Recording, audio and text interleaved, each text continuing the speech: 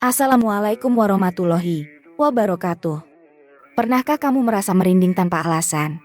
Atau tiba-tiba ada suara aneh di rumah kosong? Bisa jadi, itu bukan sekadar imajinasi. Karena faktanya, ada beberapa tempat yang diyakini menjadi sarang jin. Dan tempat nomor satu ternyata adalah favorit mereka. Apa saja tempat-tempat itu? Simak sampai habis. Sebelum kita masuk ke daftarnya, kita kenalan dulu dengan makhluk yang satu ini. Jin adalah makhluk gaib yang diciptakan dari api tanpa asap. Mereka bisa melihat manusia, tapi manusia tidak bisa melihat mereka, kecuali jika mereka menampakkan diri.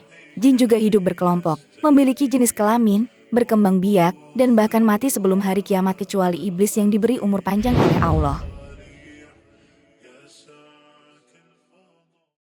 1. Toilet.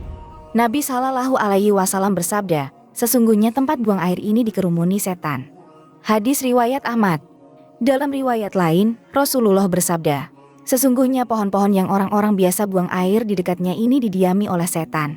Maka, jika salah seorang dari kalian masuk toilet, hendaklah membaca, Ya Allah, sesungguhnya saya berlindung kepadamu dari setan laki-laki dan perempuan.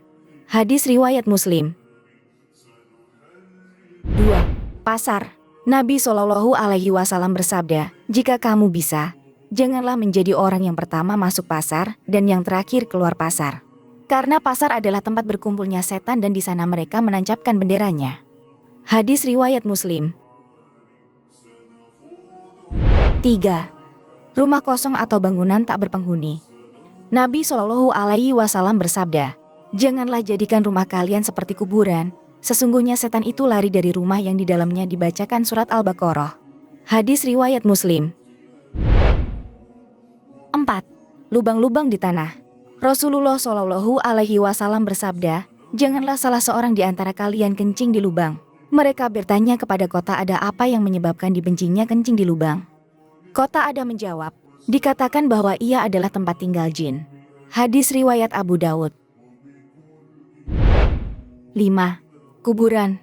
Dari Abu Sa'id Al-Khudri radhiyallahu anhu berkata, Rasulullah bersabda, semua tempat di bumi ini adalah masjid, dapat digunakan untuk sholat atau bersujud, kecuali kamar mandi dan kuburan. Hadis riwayat Abu Dawud dan At-Tirmizi. 6. Kandang unta.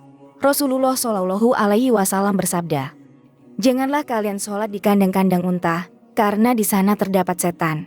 Sholatlah di kandang domba, karena dia itu membawa berkah. Hadis riwayat Muslim, Abu Dawud dan Ibnu Majah.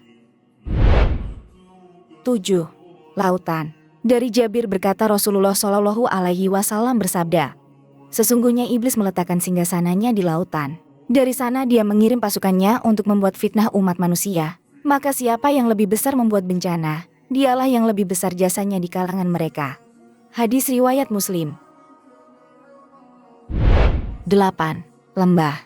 Dari Ibnu Mas'ud berkata, pada suatu malam kami bersama Rasulullah, lalu kami kehilangan beliau lantas kami pun mencari dia di lembah-lembah dan ganggang. Kami mengatakan Rasulullah telah diculik. Maka kami pun tidur malam dengan sejelek-jelek malam yang suatu kaum bermalam dengannya. Tatkala tiba waktu pagi hari, tiba-tiba dia datang dari arah Haro. Maka kami mengatakan, Ya Rasulullah, kami kehilangan Anda dan kami mencari Anda namun kami tidak menjumpai Anda. Lantas kami bermalam dengan sejelek-jelek malam yang suatu kaum bermalam dengannya.